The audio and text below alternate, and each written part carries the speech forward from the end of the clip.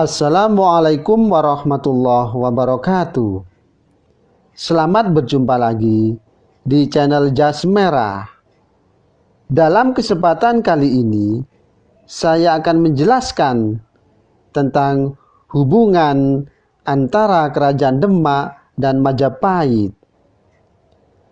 Bahwa pada akhir abad ke-15, di Jawa berdiri dua kerajaan besar yang berbeda corak, yakni Kerajaan Islam Demak dan Kerajaan Majapahit yang bercorak Hindu dan Buddha. Dan kala itu, Kerajaan Demak baru saja didirikan oleh Raden Pata dengan ibu kota yang berada di Kabupaten Demak, Jawa Tengah. Sedangkan Kerajaan Majapahit yang berpusat di kota Mojokerto, Jawa Timur, sedang dalam masa kemunduran. Meskipun berbeda corak, yaitu Islam dan Hindu-Buddha, oleh para sejarawan, Kerajaan Demak dianggap sebagai kelanjutan Majapahit dan menjadi sebab keruntuhannya, yakni pada tahun 1527 Masehi. Dan hubungan jatuhnya Kerajaan Majapahit dengan berdirinya Kerajaan Demak ini merupakan salah satu peristiwa yang terjadi pada waktu itu, bahwa pendiri Kerajaan Demak pada tahun 1478 Masehi adalah Raden Pata yang merupakan putra Prabu Brawijaya V, yakni Raja Majapahit yang berkuasa antara tahun 1468 sampai 1478 Masehi. Berbeda dengan sang ayah, Raden Pata memilih untuk memeluk Islam. Bahwa sejak kecil beliau juga tidak tinggal di lingkungan Majapahit, akan tetapi beliau tinggal di daerah Palembang.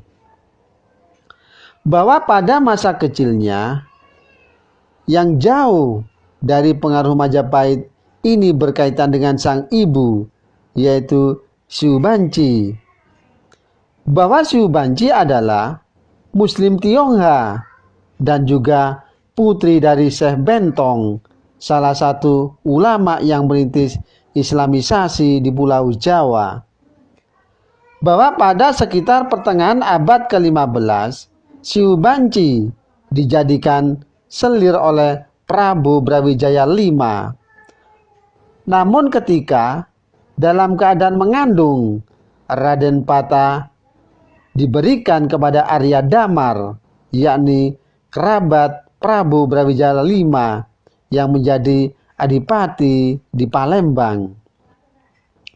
Oleh karena itu, Raden Pata atau Pangeran Jimbun lahir dan tumbuh besar di Palembang, yakni bersama ibu, ayah tiri serta adik tirinya yang bernama Raden Kusen. Dan seperti ibunya, Raden Pata tumbuh menjadi seorang Muslim. Dan ketika sudah dewasa, beliau dan Raden Kusen pergi ke Pulau Jawa. Namun ada juga beberapa pendapat terkait awal mula Raden Pata mendapatkan daerah di Demak untuk dikuasainya. Bahwa ada pendapat yang pertama menyatakan bahwa Raden Pata meminta kepada ayahnya sebuah daerah otonom untuk dikelolanya. Prabu Brawijaya V kemudian memberikan daerah di Demak kepada putranya dan mengangkatnya sebagai adipati di wilayah tersebut. Dan kala itu, Demak merupakan kadipaten yang masih dalam kekuasaan Kerajaan Majapahit.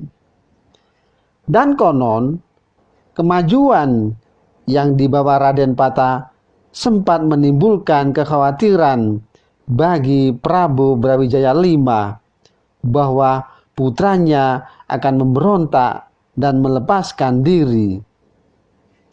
Dan kekhawatiran Prabu Brawijaya menjadi kenyataan saat Raden Pata berniat untuk mengislamkan kerajaan Majapahit dan melancarkan serangan. Dan keadaan Majapahit yang telah bergejolak akibat masalah internal semakin terpuruk. Kendati demikian, kekuasaan kerajaan Majapahit baru benar-benar berakhir pada tahun 1527 Masehi setelah ditaklukkan oleh pasukan Sultan Trenggono yang berasal dari kerajaan Demak. Atas keberhasilannya menaklukkan Majapahit, kerajaan Demak kemudian mengambil alih wilayah Majapahit yang tersisa sekaligus melegitimasi kekuatan baru yang berada di Jawa. Dan sementara itu, versi yang kedua dijelaskan Demak bukanlah daerah yang diberikan Prabu Brawijaya V kepada Raden Pata. Akan tetapi, Demak sebagai sebuah wilayah yang dibuka oleh Raden Pata atas petunjuk gurunya, yakni Sunan Ampel yang juga rekan dakwah kakeknya. Dengan bantuan Wali Songo, Raden Pata kemudian membangun kerajaan Demak hingga menjadi pusat perdagangan dan penyebaran agama Islam. Dan terlepas dari perbedaan pendapat yang ada, dapat disimpulkan bahwa hubungan antara kerajaan Demak dengan kerajaan Majapahit adalah hubungan kekerabatan. Karena apa? Pendiri Kesultanan Demak adalah Raden Pata, termasuk putra Raja Kerajaan Majapahit, yakni Prabu Brawijaya V. Demikianlah kisah tentang hubungan antara kerajaan Demak dengan Majapahit.